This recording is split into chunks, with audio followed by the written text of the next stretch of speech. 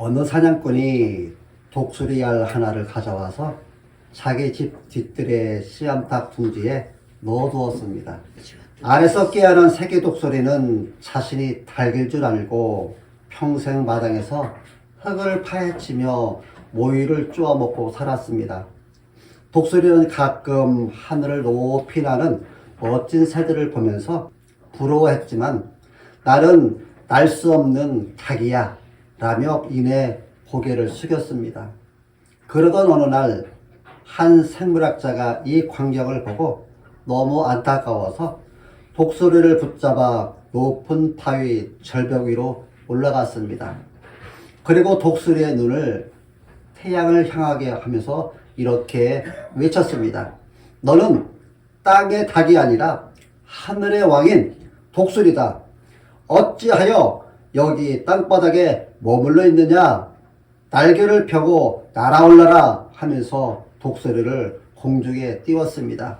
그 독수리는 자기가 누군지를 그제서야 깨닫고 힘차게 날개짓을 하며 하늘로 솟구쳐 올랐습니다.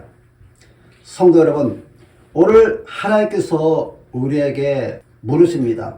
너는 내 영광을 하늘 높이 선포할 독수리인데 어찌하여 낙심과 염려라는 마당에서 흙이나 파헤치며 머물러 있느냐? 오늘 이 질문 앞에 우리의 진짜 모습을 회복하기를 소망합니다. 우리는 인생을 살아가며 수많은 어찌하여를 만납니다. 어째여 내 삶에 이런 고난이 찾아왔는가? 어째여 내 기도는 이토록 오래 응답되지 않는가? 이런 질문들이 꼬리에 꼬리를 물 때 우리 마음은 깊은 동굴 속으로 숨어버리곤 합니다. 오늘 본문에는 인류 역사상 가장 위대한 예언자 중에 한 명이었던 엘리야가 등장합니다. 그는 방금 전까지 갈멜산에서 850명의 거짓 선지자들과 싸워 이겼고 하늘에서 불을 내리게 했던 승리자였습니다. 그런 그가 지금 어디에 있습니까? 오늘 본문 구절은 그가 굴에 들어가 거기 머물고 있다고 기록합니다. 어제의 영웅이 오늘의 도망자가 되어 캄캄한 동굴 속에 갇혀버린 것입니다. 그가 갈멜산의 승리자였지만 지금은 이세벨의 칼날을 피해서 호렙산의 깜깜한 동굴 속에 던져져 있습니다. 그 어둠 속에서 하나님의 음성이 들려옵니다. 엘리야야, 네가 어찌하여 여기 있느냐? 오늘 이 질문은 2800년 전에 엘리야에게만 주신 질문이 아닙니다.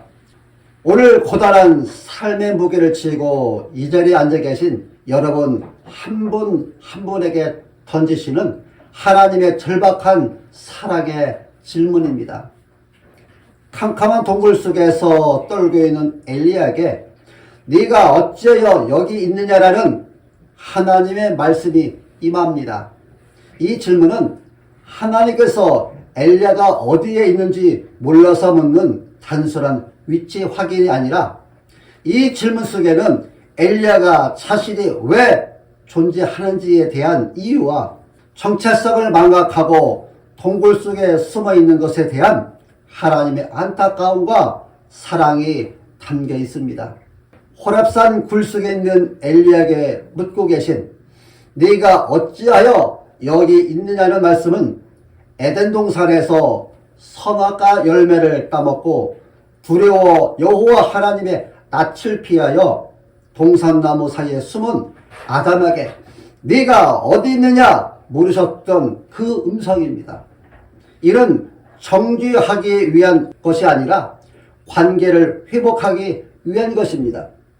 성경에서 하나님이 인간을 찾으실 때는 언제나 인간의 회복을 목적으로 합니다. 우리는 환경의 영향을 많이 받습니다. 그러나 성도는 환경에 의해 규정되는 존재가 아니라 사명에 의해 규정되는 존재라는 사실을 오늘 말씀을 통해 우리들을 일깨워 줍니다. 우리는 때때로 열심을 다했음에도 불구하고 찾아온 허탈함과 공허함과 혹은 예상치 못한 위협 앞에 무너집니다. 엘리야는 하늘에서 불을 내리게 했던 위대한 승리자였지만 이세벨의 위협 한마디에 광야로 도망쳐 로뎀나무 아래에 앉아서 죽기를 원하여 여호와여 넉넉하오니 지금 내 생명을 거두시옵소서 라고 자포자기 합니다. 그런 엘리야에게 하나님께서 엘리야야 너는 불의 사자가 아니었느냐? 너는 내 영광을 드러내는 내 종이 아니었느냐?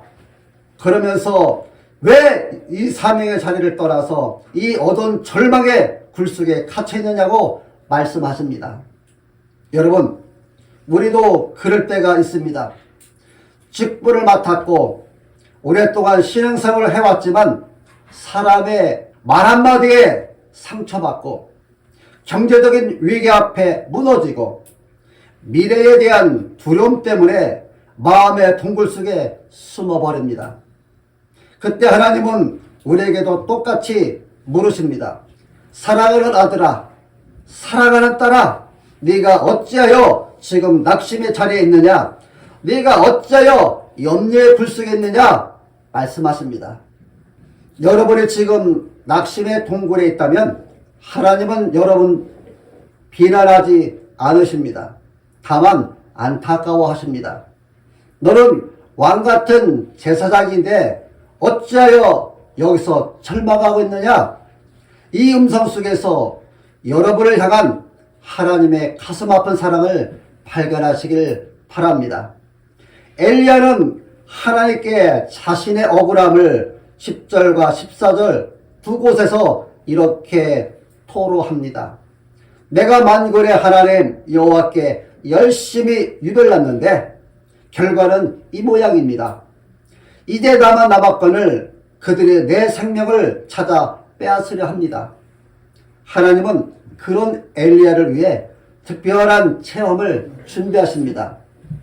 엘리야를 여호와 앞에 세우시고 크고 강한 바람이 산을 가르고 바위를 부수고 지진이 일어나고 불이 지나갑니다. 하지만 성경은 그 거대한 현상들 속에 하나님이 계시지 않았다고 말합니다. 모든 소동이 지나간 후에 아주 세미한 음성이 들려왔습니다. 하나님은 소리치지 않으셨습니다. 엘리야의 지친 마음이 깨지지 않도록 아주 부드럽고 세미한 음성으로 다시 물으셨습니다. 네가 어찌하여 여기 있느냐? 하나님은 우리의 실패를 지적하며 몰아세우시는 분이 아니십니다. 우리가 너무 지쳐 쓰러져 있을 때, 세상이 다 등을 돌린 것 같을 때, 가족마저도 나를 위면하는 상황 가운데 있을 때 가장 낮은 자리로 찾아오셔서 우리 귀에 이렇게 속삭이십니다. 괜찮다. 다시 시작하자. 네가 있어야 할 곳은 여기가 아니다. 이렇게 말씀하십니다. 하나님은 엘리야의 질문에 논리적으로 답하지 않으셨습니다. 대신 새로운 사명을 주셨습니다. 너는 네 길을 돌이켜 광야를 통하여 다메섹에 가서 이르거든 하사엘에게 기름을 부어 아람 왕이 되게 하고 너는 또 님시 아들 예후에게 기름을 부어 이스라엘 왕이 되게 하고 또 아벨홀라 사바세 아들 엘리사에게 기름을 부어 너를 대신하여 선지자가 되게 하라. 엘리야가 동굴에서 나가는 유일한 방법은 다시 사명의 길을 걷는 것입니다. 하나님은 엘리야에게 세 가지 약속을 하셨습니다. 첫 번째는 하사엘, 예후, 그리고 니들을 이을 엘리사를 만나게 될 것이라는 새로운 만남의 약속이었습니다. 두 번째는 엘리야가 혼자가 아니라 바알에게 무릎을 꿇지 않은 7,000명의 동역자를 남겨두었다는 약속입니다. 이 세상의 역사는 인간이 아니라 하나님께서 이끌어 가신다는 주권의 약속을 세 번째로 말씀을 하셨습니다. 우리가 어찌하여라는 탄식에 갇혔을 때 하나님은 가라는 명령으로 우리를 이끄십니다. 고난의 이유는 다 알 수 없어도 우리가 가야 할 길은 분명합니다. 하나님은 우리가 동굴 속에서 죽기를 원치 않으십니다. 그분은 우리가 다시 일어나 세상을 향해 걷기를 원하십니다. 고독은 위험합니다. 사탄은 우리들한테 이렇게 속삭입니다. 너 혼자다. 네 곁엔 아무도 없다라고 우리들한테 속삭입니다. 그러나 여러분 곁을 보십시오. 함께 눈물 흘릴 성도들이 있고요. 무엇보다 성령 하나님께서 말할 수 없는 탄식으로 여러분을 위해 친히 간구하고 계십니다. 여러분은 결코 위토리도 아니고 혼자가 아닙니다. 사랑하는 성도 여러분들이여, 우리는 광야 같은 인생의 여정 가운데서 거친 바람과 지지를 수없이 겪게 됩니다. 그때마다 하나님 어째여 침묵하십니까? 라고 우리가 묻습니다. 그러나 하나님은 가장 낮은 곳에서 여러분의 아주 작은 시름 소리보다 더 작은 소리로 여러분에게 곁에 서 있다는 사실입니다. 십자가의 예수님이 가장 무력해 보일 때 인류를 구원하셨듯이 하나님은 여러분의 가장 연약한 순간에 가장 강력하게 일하신다는 것을 성경은 말하고 있습니다. 동굴에서 나가는 법은 분석이 아니라 순종입니다. 나의 동굴을 확인하시기 바랍니다. 내가 숨어있는 곳은 교만입니까? 상처입니까? 아니면 게으름입니까? 하나님의 세미한 음성에 귀를 기울이십시오. TV나 뉴스나 타인의 평가 같은 세상의 소음을 끄고 하나님의 말씀 앞에 머무시기 바랍니다. 여러분, 우리의 가슴을 뛰게 할 사명은 나의 성공이 아니라 누군가의 발판에 뒤어주는 것입니다. 누군가를 옳은 대로 인도하는 것입니다. 누군가를 바른 길로 인도하는 것입니다. 예수께서 이르시되 나는 생명의 떡이니 내게 오는 자는 결코 줄이지 아니할 것이요 나를 믿는 자는 영원히 목마르지 아니하리라. 내가 곧 생명의 떡이니라. 너희 조상들은 광야에서 만나를 먹어서도 죽었거니와 이는 하늘에서 내려온 떡이니 사람으로 하여금 먹고 죽지 아니하게 하는 것이니라. 나는 하늘에서 내려온 살아있는 떡이니 사람이 이 떡을 먹으면 영생하리라. 내가 줄 떡은 곧 세상에 생명을 주는 내 살이니라 말씀하셨습니다. 여러분들이요, 우리가 누군가에게 이 생명의 떡을 먹게 함으로 그가 살게 하는 것이 바로 저와 여러분의 가슴을 뛰게 하는 사명입니다. 사랑하는 성도 여러분들이요, 이제 질문은 여러분들을 향합니다. 어찌하여 여기 있느냐? 이 질문은 여러분이 처한 고난의 상황을 묻는 것이 아닙니다. 어찌하여 왕의 자녀인 여러분이 누에처럼 두려워하고 있느냐라는 것입니다. 어찌하여 여구하는 것을 소유한 여러분이 썩어질 것 때문에 죽기를 구하고 있느냐라는 것입니다. 어찌하여 아직 사명이 남은 여러분이 절망의 불 속에 머물러 있느냐라는 것입니다. 하나님은 지진 같은 거대한 기적이 아니라 오늘 이 시간 여러분의 심령에 울리는 세면 음성으로 말씀하십니다. 일어나라. 네가 있어야 할 곳은 동굴이 아니다. 너는 네가 해야 할 사명이 있는 곳으로 가야 한다. 아직 너를 통해 기름 부어야 할 왕들이 있고 네가 세워야 할 엘사가 기다리고 있다. 우리는 스스로 내가 쓸모없다고 느껴질 때, 기능이 다했다고 느껴질 때 우리는 엘리야처럼 동굴 속으로 숨어듭니다. 엘리야의 어찌하여는 내 가치가 이것뿐입니다라는 그런 존재론적 항거였습니다. 하지만 하나님의 어찌하여는 다릅니다. 하나님은 엘리야의 성과를 묻지 않으셨습니다. 그의 위치를 물으셨습니다.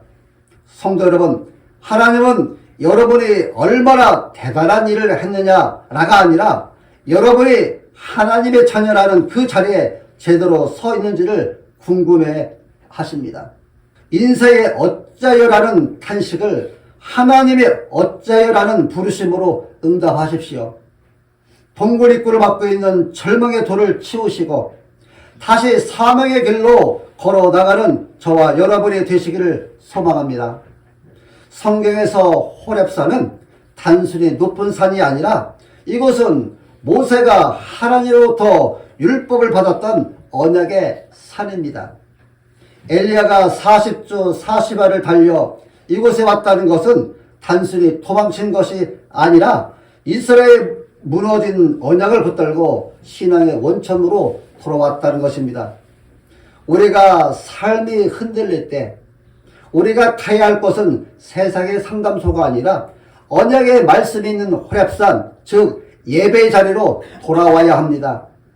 하나님은 그 원천에서 네가 어찌하여 여기 있느냐라고 물으시며 잊고 있던 우리의 소속을 확인시켜 주십니다. 사랑하는 성도 여러분들이요, 엘리야가 굴 속에 머물렀을 때 하나님은 어찌하여 여기 있느냐고 2번이나 물으십니다. 첫 번째 질문은 엘리야의 탄식을 쏟아내게 하셨고, 2번째 질문은 그의 사명을 일깨우셨습니다. 하나님은 우리의 원망을 다 들어주실 만큼 넉넉한 분이시지만 동시에 우리가 그 원망 속에만 머물러 있기를 원치 않으시는 분이십니다. 불은 머무는 곳이 아니라 통과하는 곳입니다. 우리는 늘 갈멜산의 승리를 위해 분투합니다. 하지만 승리의 기쁨도 잠시, 예상치 못한 비난이 감당하기 힘든 삶의 무게가 덮쳐올 때 우리는 급격히 무너집니다. 오늘 본문의 엘리야가 그렇습니다. 하늘에서 불을 내리게 했던 위대한 예언자가 지금 이세벨의 위협을 피해 굴속에 몸을 숨겼습니다. 성도 여러분, 오늘 여러분을 가두고 있는 마음의 굴은 어디입니까? 남몰래 눈물 짓는 경제적 고통의 굴입니까? 자녀 걱정의 굴입니까? 아니면 나 혼자뿐이라는 지독한 소외감의 굴입니까? 여러분, 지금 여러분이 겪는 고난은 여러분의 인생을 끝내려는 종착역이 아닙니다. 하나님께서 여러분에게 어찌하여 여기 있느냐는 물으시는 그 이유는 아직 여러분을 통해서 하실 일이 남았기 때문입니다. 이제 그만 절망의 동굴에서 걸어 나오시기 바랍니다. 그리고 여호와 하나님이 예비하신 세운 길로 힘차게 발을 내디십시오. 미국의 가장 존경받았던 대통령 아브라함 링컨은 평생을 실패라는 동굴 속에서 살았던 사람입니다. 사업이 실패했고 하원 의원 낙선에서 있었고 살아가는 연인의 죽음이 있었고 신경이 쇠약했고 그는 수없이 인생에 어찌하여라는 그 앞에 무릎을 꿇었던 사람이었습니다. 너무나 기로운 나머지 그는 주머니에 늘 칼을 넣고 다녔다고 합니다. 그래서 혹시라도 스스로 목숨을 끊을까봐 걱정이 돼서 친구들이 칼을 빼앗을 정도였다고 합니다. 하지만 그는 절망의 동굴에서 하나님을 만났습니다. 그가 죽음 직전까지 갔을 때 일기장에는 이런 글이 적혀 있었습니다. 나는 지금 이 세상에서 가장 비참한 사람이다. 하지만 하나님께서 나를 어찌하여 여기 있느냐고 부르시는 한 나는 아직 끝난 것이 아니다. 나의 실패는 이정표일 뿐 종착역이 아니다. 이렇게 말했습니다. 결국 그는 그 절망의 동굴에서 걸어 나와서 노예를 해방하고 나라를 구한 위대한 지도자가 되었습니다. 엘리야는 하나님의 강한 바람이나 지진이나 불처럼 압도적인 힘으로 나타나길 원했습니다. 그러나 하나님은 그 화려한 현상 속에 계시지 않았습니다. 모든 소음이 멈춘 뒤에 들려온 세미한 음성 속에 계셨습니다. 여러분, 이것은 매우 중요한 성경적 원리를 가르쳐 줍니다. 하나님은 우리가 원하는 웅장하고 상상할 수 없는 기적으로만 일하지 않으신다는 것입니다. 오히려 우리가 모든 힘을 빼고 절망의 끝에 섰을 때 침묵 같은 세미한 음성으로 다가오십니다. 하나님은 침묵 같은 세미한 음성으로 여러분의 영혼을 붙들고 계십니다. 그것은 눈에 보이는 기적보다 더 강한 내면을 울리는 하나님의 세미한 말씀입니다. 성도 여러분, 인생의 폭풍이 지나갔음에도 아무 일도 일어나지 않은 것 같아 불안하십니까? 아닙니다. 하나님은 지금 가장 세미한 음성으로, 가장 세미한 말씀으로 여러분의 심령에 말씀하고 계십니다. 내가 여기 있다. 내가 너와 함께 한다. 그 세미한 음성이 들을 때 비로소 우리는 다시 일어설 수 있습니다. 성도 여러분, 이제 로뎀나무 아래에서 일어나십시오. 그리고 동굴 밖으로 힘차게 걸어 나오십시오. 하나님의 세미한 음성을 붙들고 다시 사명의 산을 향해 한 걸음 한 걸음 내드시기를 바랍니다. 엘리야는 나만 남았나이다 라고 호소했지만 하나님은 내가 바알에게 무릎 꿇지 않은 7,000명을 남겨두었다고 말씀하십니다. 그들이 신앙이 좋아서 버틴 것이 아니라 하나님의 당신의 열심으로 그들을 붙들어 남겨두었다는 뜻입니다. 내가 무너지면 가정이 무너지고 교회가 무너질 것 같은 중압감을 내려놓으십시오. 이 집을 지키는 분도 이 교회를 이끄시는 분도 하나님이십니다. 여러분은 혼자가 아닙니다. 하나님은 이미 여러분의 눈에 보이지 않는 7,000명의 기도 부대를 준비해 두셨습니다. 아브라함 링컨은 수많은 실패 속에 실패 그 끝에 나의 실패는 이정표뿐이고 종착역이 아니라고 고백했듯이 여러분의 동굴은 끝이 아니라 하나님을 만나는 장소입니다. 엘리야가 간 호렙산 동굴은 절망의 끝처럼 보였지만 하나님의 음성이 들리는 지점이었습니다. 고난 그 자체보다 그 고난 속에서 하나님을 대면하는 것이 인생의 전환점입니다.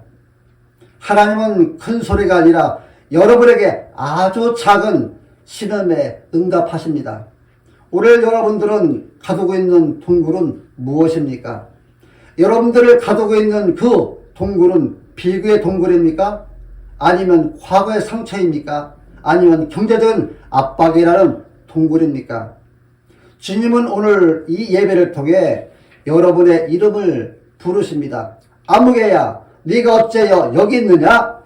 너는 내 사랑하는 자녀다. 너는 세상을 이길 자다. 여기서 멈추지 마라. 그 세미한 음성을 들으시기 바랍니다. 우리는 혼자가 아닙니다. 우리 곁에는 하나님의 예배하신 7,000명의 기도의 사람이 있고 무엇보다 우리를 위해 자기 목숨을 내주신 예수 그리스도가 계십니다. 하나님은 인간의 눈에 보이는 파괴적인 권력 속에 계시지 않습니다. 이는 이스라엘에 기대했던 정치적 메시아의 모습이 아니라 낮고 천한 모습으로 오셔서 십자가의 죽음과 침묵으로 승리하신 예수 그리스도의 성육신적 통치를 예표합니다. 말씀을 맺겠습니다. 독수리는 폭풍이 올 때 바위 틈에 숨지 않습니다. 오히려 폭풍의 바람을 타고 구름 위로 날아오릅니다. 오늘 하나님께서 여러분에게 어찌하여 여기 있느냐고 물으시는 이유는 여러분들을 그 동굴에서 끄집어내어 다시 사명의 하늘로 날게 하기 위해서입니다. 성도 여러분, 어찌하여라는 탄식을 이제 주여 내가 여기 있나이다 라는 고백으로 바꾸십시오. 하나님은 여러분을 위해 하사엘과 예후와 그리고 엘리사를 예배해 두셨습니다. 이 한 주간 절망의 동굴을 박차고 일어나 하나님이 예비하신 사명의 길을 당당히 걷는 모든 성도님들이 되시기를 예수님의 이름으로 축원합니다.